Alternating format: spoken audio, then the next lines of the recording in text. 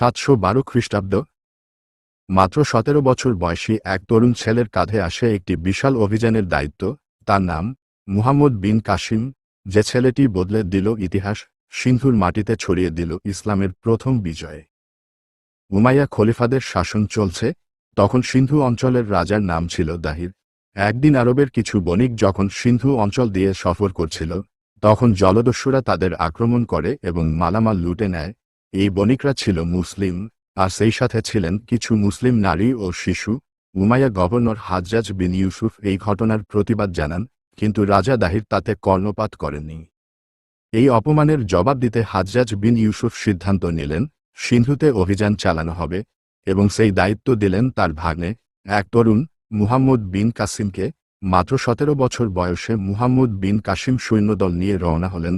তিনি করাচির দিক দিয়ে সিন্ধুতে প্রবেশ করেন এবং একের পর এক দুর্গ ও শহর দখল করে এগিয়ে চললেন। একদিন দেবল দুর্গে মুহাম্মদ বিন কাসিম ও রাজা দাহিরের মধ্যে এক রক্তক্ষয়ী যুদ্ধ হয়। যুদ্ধে রাজা দাহির পরাজিত ও নিহত হয়।